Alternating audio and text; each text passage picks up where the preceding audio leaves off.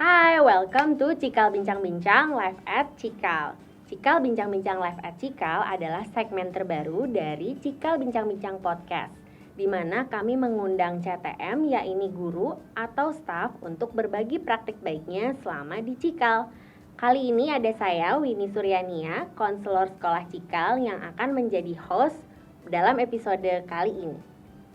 Hari ini kita akan membahas tentang peran guru BK di tengah pandemi. Yang pertama, kita akan membahas tentang peran guru BK terhadap murid-murid, dan yang kedua, peran guru BK terhadap dirinya sendiri.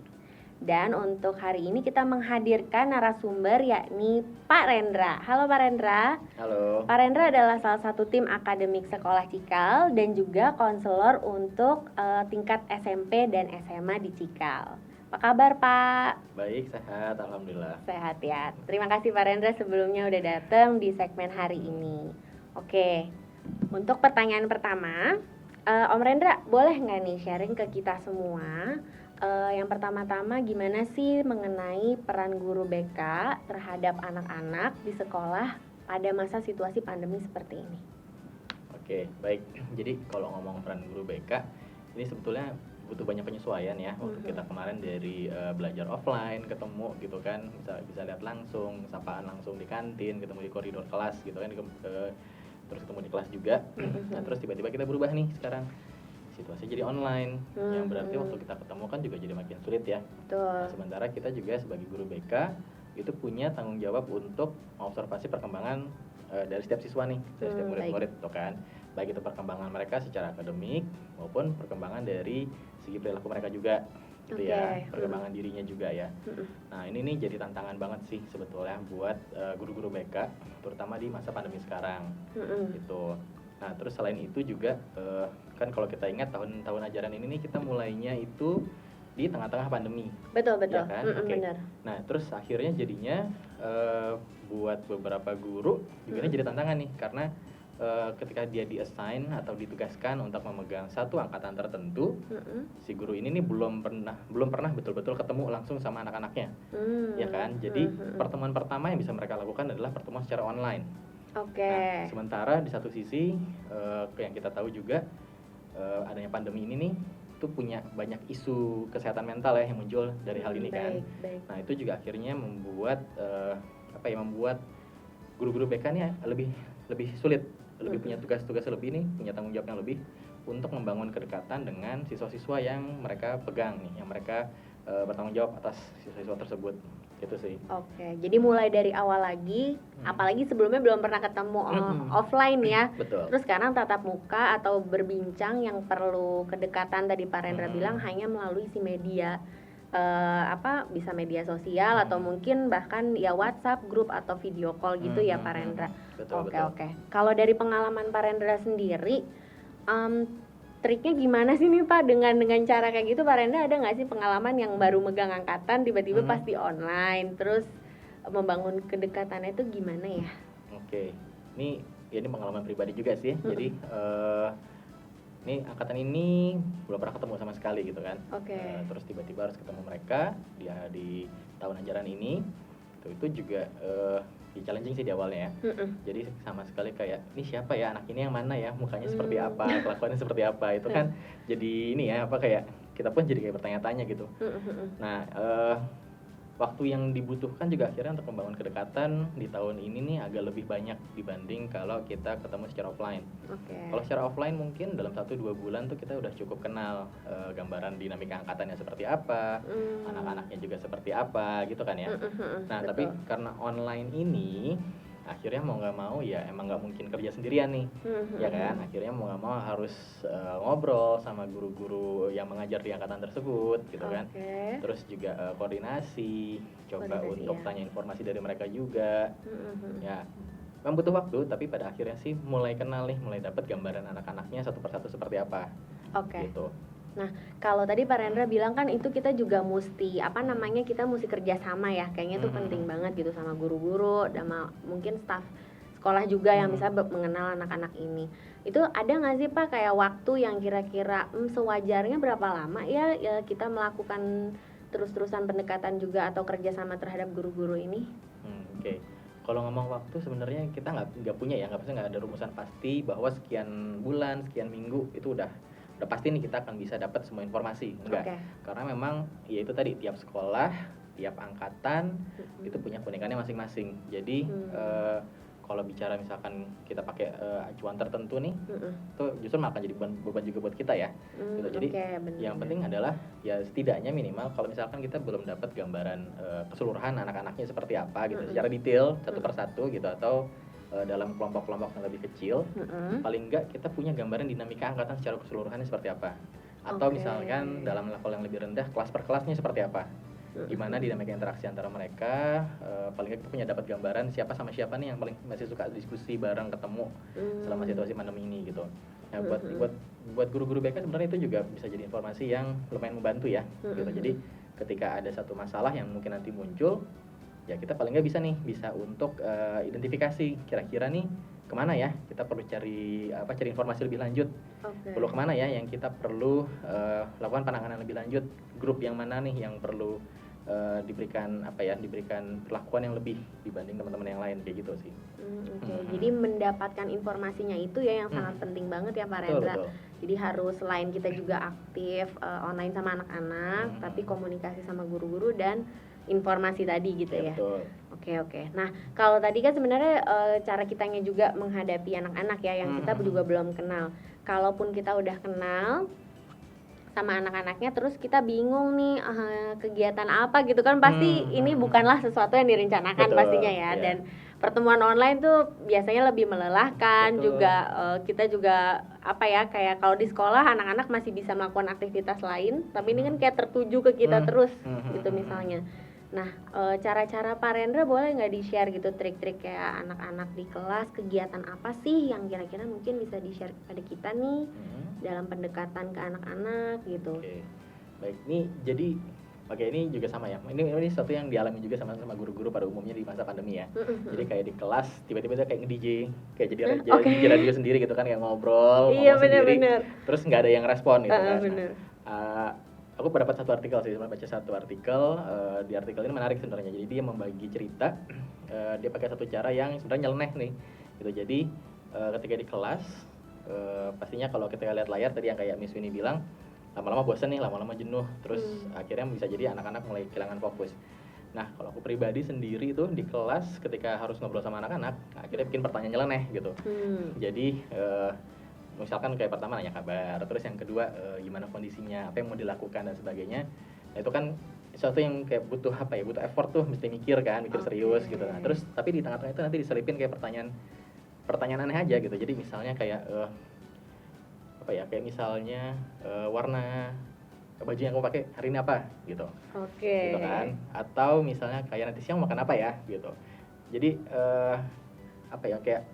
kayak mencoba anak-anak untuk memberikan satu sinyal yang unik gitu, yang berbeda dari apa yang diharapkan di kelas gitu. Itu biasanya akan membuat mereka jadi kayak ngeh lagi, kok ada sesuatu yang aneh nih, kok ada sesuatu yang menarik, ada sesuatu yang unik. Akhirnya kita bisa mengembalikan perhatian mereka ke kelas kita lagi. Gitu. Itu satu cara bisa dilakukan. Yang kedua, bisa juga sih kayak misalkan diskusi di kelas nih. Jadi sama-sama kita rumuskan bersama, ada hari-hari di mana ya kita nggak bahas apapun gitu kan, kita bahasnya lebih ke kayak challenge yang mau kita lakukan apa nih buat sama-sama rame-rame supaya bisa lebih fun gitu. Supaya kita kan tadi kan bicara soal kegiatan bermakna juga ya. Jadi kayak sebenarnya apa sih yang dibutuhin, jadi kayak identifikasi kebutuhan, terus kayak challenge-nya kayak gimana, terus idenya juga dapetin dari mereka juga gitu. Nah terus nanti ada satu hari yang yaudah kita sama-sama kayak sharing pengalaman kita ngelakuin challenge itu kayak gimana gitu. Itu kan ya tadi ya, bantu untuk bikin engagement juga di kelas. Jadi nggak melulu sebenarnya harus membahas progres belajar anak ya, tapi lebih ke kayak kalau tadi aku dengar Pak Rendra tuh lebih kayak bikin mereka supaya sadar situasi, terus have fun dengan situasi yang sedang dihadapi gitu ya Pak Rendra ya. Kalau dari pengalamannya ada juga nggak nih Pak Rendra pendekatannya berbeda nih, mungkin di sini guru-guru BK juga kan ngajar tingkat pendidikannya beda ya, ada yang SMP, SMA gitu ya. Atau mungkin SD juga gitu ya, kayak misalnya ada nggak sih pendekatan-pendekatan ke yang berbeda gitu, yang kelihatan berbeda signifikan di tiap levelnya gitu. Oke, ini berarti kita bicara soal anak-anak yang kelihatan kayak butuh lebih ya rasanya ya. Oke. Wah ini juga emang ini rumit sih. Jadi kalau aku pribadi dari pengalaman akhirnya mau nggak mau itu tadi ngobrol sama guru-guru gitu kan. Ada pertemuan, kita diskusi. Kadang guru-guru yang lain mungkin nggak pada saat itu juga kayak aware dengan kondisi anak ini, tapi ketika kita dalam pertemuan tadi bisa sih kita angkat gitu kayak menurut kalian ini gimana progresnya gitu.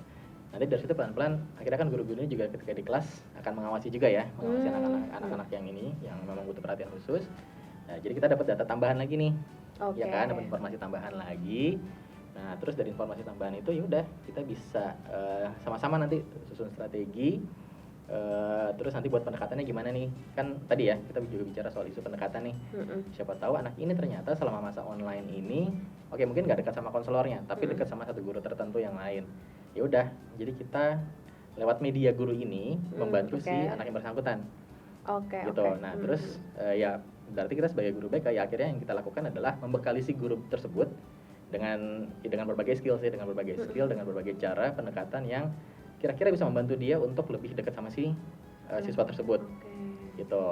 Nah, nanti juga ada diskusi rutin habis itu selanjutnya kayak gitu sih. Jadi memang kalau ngomong pandemi susah sih emang kalau mau kerja sendirian ya. Jadi mau nggak mau harus rame-rame sih, sama tim kerja kita juga. Jadi nggak usah terus jadi merasa semuanya tanggung jawab sendiri juga gitu ya Pak Rendra, bahwa betul. Kolaborasi itu sangat penting juga ke guru-guru lain, dan ya anak-anak kan beda-beda ya deketnya, ada yang nyaman ada yang enggak gitu betul, ya Pak Rendra ya.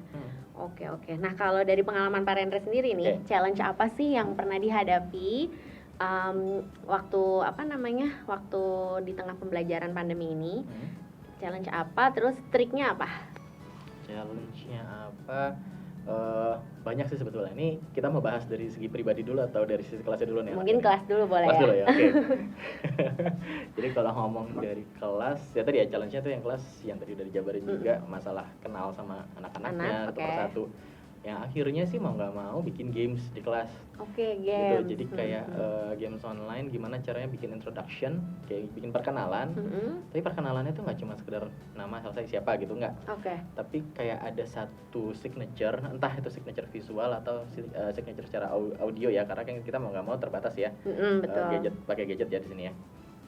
Jadi kalau secara visual misalnya mereka entah mungkin pakai kayak stiker tertentu gitu. Stiker yang suka ada di Zoom atau Google Meeting itu ya. Gitu. Jadi kayak signature visualnya kayak gitu, atau ya kalau mereka mau dandan sendiri tuh juga silakan. Atau backgroundnya, jadi mereka buat backgroundnya yang emang khas gitu kan. Nah gitu. Atau dari secara audio misalnya mereka memakai suara-suara unik.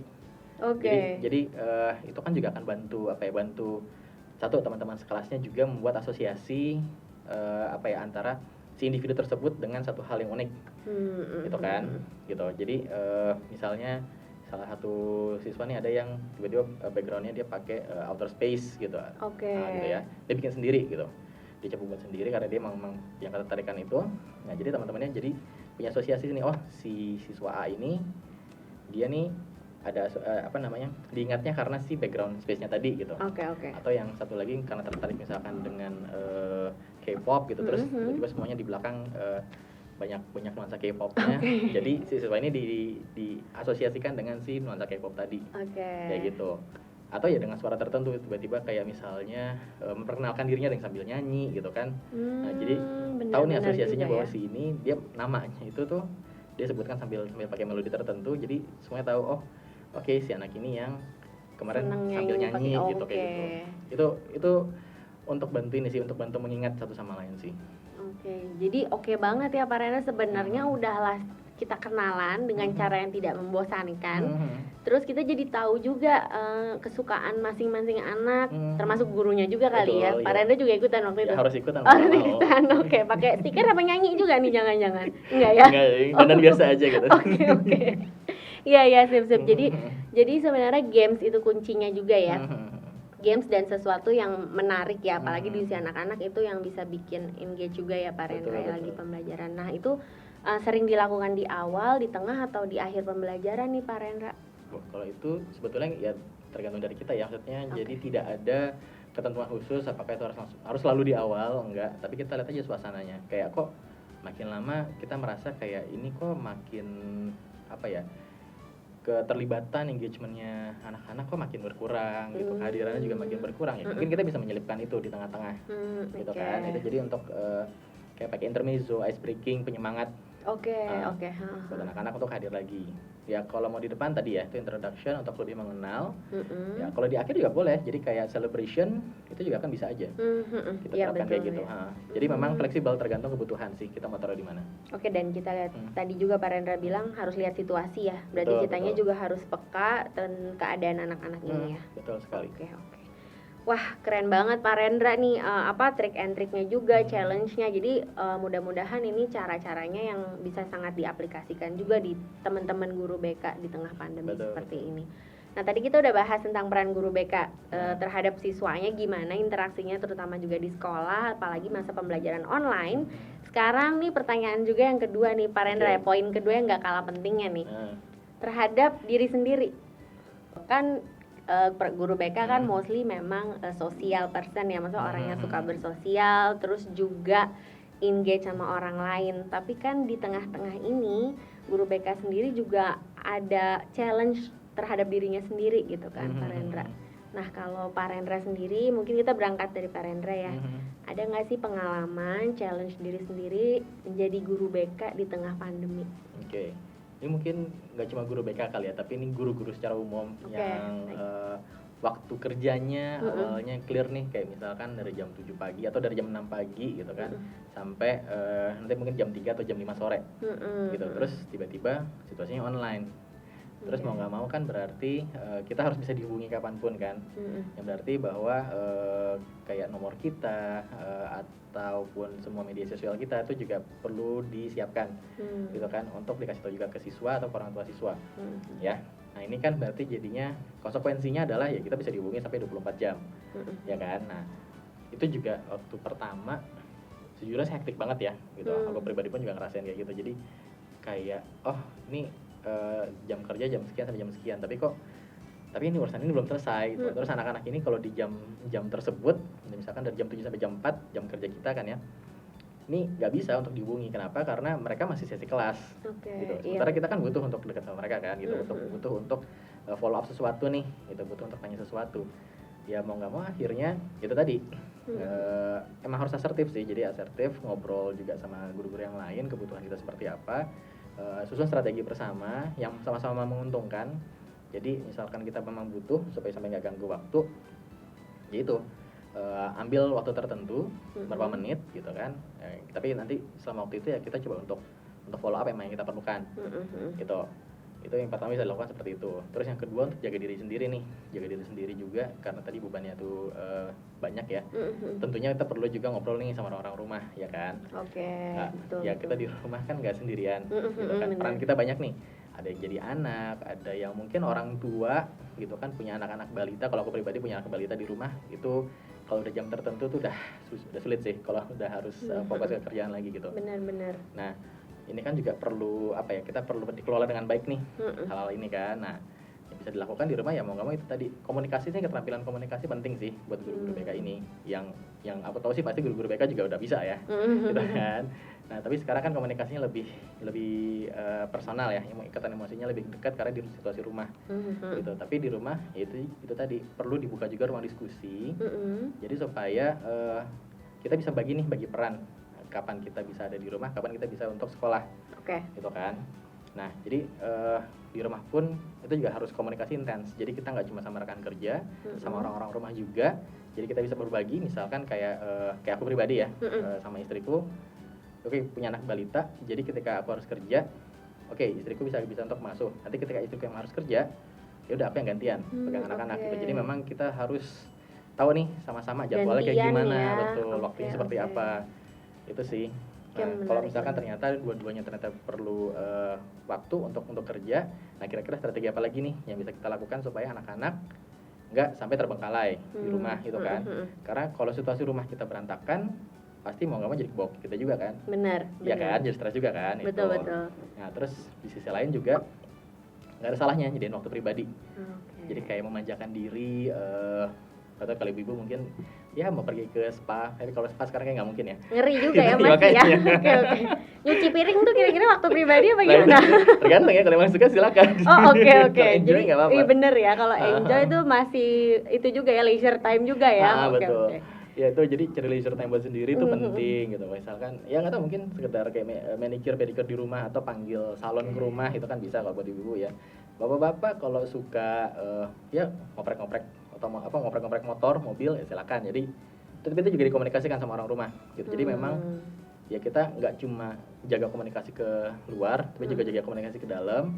Terus tadi ya memanjakan diri itu juga penting. Seminggu sekali itu cukup sih sebetulnya. Seminggu sekali, oke. Seminggu sekali paling nggak itu cukup lah. Kita sediakan waktu buat diri kita sendiri yang benar-benar kita lepas dari semua kayak semua hal yang ada di sekitar kita, gitu ya, benar-benar fokus sama diri sendiri untuk ngisi energi positif dalam diri kita. Gitu ya. Atau ya kalau misalkan memang ternyata sulit cari waktunya, bisa sih dengan berbagai teknik relaksasi yang ada, gitu kan, kayak belajar meditasi. Di YouTube kan juga sekarang udah ada nih video-video udah banyak instructional ya. Oke. Video instruksi untuk meditasi, kita bisa sambil dengerin terus kita lakukan. Gitu ya. Kita tinggal cari ruangan yang privat, kita lakukan itu. Atau kalau yang sekarang juga lagi ramai kan ngomong mindfulness. Nah, tapi ini bisa juga dipecah nih mindfulness-nya. Jadi kayak memanjakan panca indera. Misalnya setelah kita lelah, jenuh, mungkin kalau kita orang yang lebih visual, melihat sesuatu yang hijau, kehijauan gitu. Jadi jalan-jalan keluar, kita tahu dekat rumah ada taman, oke, kita main ke taman. Duduk aja dulu situ sebentar, 5 menit, 10 menit sambil melihat kehijauan. Atau ya misalkan makan makanan tertentu kan ada ya. Ada tuh makan makanan tertentu kalau di lidah tuh kayak rasanya wow gitu, kayak bawa sensasi tersendiri, bawa kebahagiaan. Betul, kayak gitu kan. Nah itu boleh tuh. Bisa juga gitu. Atau mendengarkan melodi-melodi ritmik tertentu. Kan ada riset-risetnya juga bilang melodi-melodi tertentu tuh juga lama-lama bikin detak jantung jadi tenang. Nah, akhirnya bantu kita juga buat jadi lebih stabil. Itu bisa mencium wangian tertentu juga ada gitu kan. Ada orang yang kalau ke pom bensin tuh senang banget. Kenapa? Sekarang buahnya menyenangkan gitu buat mereka gitu kan. Jadi orang beda-beda ya. Iya. Sampai sekarang itu misteri sebenarnya tuh. Masih banyak yang suka bau bensin. Nah, itu dia. Iya, oke. Nah, itu juga bisa tuh. Atau ya itu tadi kayak nyentuh-nyentuh sesuatu gitu. Kayak ada orang yang suka nyentuh kayak kain-kain halus gitu, terus kain halusnya yang sampai licin banget gitu ya, sampai kayak nggak terasa dipegang gitu ya. Nah itu tuh membuat mereka juga tenang, itu juga bisa sih. Jadi memanjakan panca indera, memanjakan diri, itu juga bisa bantu sih. Penting banget juga kayaknya. Betul. Nah. Berarti selain komunikasi di tempat kerja sama teman, kita juga sharing ya tadi kalau Pak Rendra bilang, sharing jangan semuanya dipikirin sendiri. Terus pulang ke rumah nih, berarti ketemu pasangan, ketemu keluarga juga harus komunikasi ya. Kalau kitanya lagi kerjaan lagi numpuk atau tiba-tiba nanti besok harus kerja dan meeting yang nonstop juga gitu ya. Untuk terutama bapak ibu mungkin yang jaga anak tadi, bagi peran itu penting banget ya Pak Rendra ya. Oke, sama yang terakhir memanjakan diri. Kayaknya itu aku suka banget deh. Kalau lebih dari seminggu sekali boleh nggak tuh? Nah, itu tinggal tanya sama teman-teman yang lain ya, teman kerjanya gimana, sama orang-orang rumah gimana gitu bener aja juga sih. Ya. Kalau nggak kan bisa bahaya juga ya, bener untuk pekerjaan. Jadi sebenarnya harus tahu boundaries juga, batasan ya Pak Rendra ya. Oke, kece banget nih Pak Rendra, terutama yang tadi dapat juga saran mengenai panca indera yang memanjakan diri. Jadi sebenarnya memanjakan diri itu nggak perlu yang treatment gede-gedean juga kadang, tapi kita yang penting tahu yang mana membuat kita nyaman gitu ya Pak Rendra ya. Oke deh kalau gitu. Mungkin dari Pak Rendra sendiri ada nggak nih pesan-pesan penguatan untuk teman-teman guru BK ataupun guru-guru sekalian ya secara umum di tengah pandemi ini selama bekerja ataupun ya bekerja di rumah terutama? Oke, baik. Mungkin ini satu hal yang kalau guru-guru BK alami aku secara umum kan kita guru-guru BK tuh memang punya yang tadi Miss Winnie bilang social sense. Jadi kita punya kayak tanggung jawab sosial itu yang cukup tinggi gitu, dan kayak merasa bahwa setiap hal itu tuh harus jadi tanggung jawab kita gitu kan. Tapi tadi Miss Winnie bilang betul sekali. Jadi nggak semua hal itu harus jadi tanggung jawab kita pribadi. Gitu ya. Jadi kita tuh juga punya limitasi tertentu. Terus juga kalau kita bicara soal perubahan, itu kan juga bukan tanggung jawab kita ya. Kita hanya bisa mengajak seseorang atau mengajak siswa-siswa kita nih untuk mengarah ke perubahan tadi. Tapi untuk perubahan itu terjadi, itu bukan tanggung jawab kita, itu tanggung jawab dari si siswa tersebut atau si rekan kita sendiri ya, gitu. Karena perubahan tidak akan terjadi kalau si individu yang bersangkutan memang tidak mau berubah. gitu. Tapi paling enggak kita bisa ya tadi ya, kita fokus pada prosesnya, kita lakukan yang terbaik, kita ajak mereka ke arah sana. Kalau memang belum berubah ya sudah gitu. Mungkin strategi yang kita terapkan belum pas, oleh karena itu kita perlu bantuan orang lain gitu ya. Jadi jangan ditanggung sendiri. Terus ya udah, nanti kita rumuskan lagi strategi yang baru seperti apa dan kita cobakan lagi. Jadi cuma itu yang bisa kita lakukan sih gitu. Jadi kita juga tetap manusia sih, kita juga tetap butuh bantuan, kita nggak bisa semuanya ngelakukan sendiri gitu. Kita tetap manusia, penting banget ya. Betul. Jangan kita jadi robot gitu ya. Betul. Terima kasih banyak Pak Rendra sama-sama atas sesinya hari ini. Terima kasih juga semuanya, thank you for listening. Buat kalian yang punya ide-ide tentang topik apa sih yang mau dibahas di Cikal Bincang-Bincang Podcast, bisa langsung DM ke Instagram @sekolahcikal atau @rumahmain_cikal atau @live@cikal. Makasih banyak ya, sampai ketemu lagi. Thank you Pak Rendra. Sama-sama.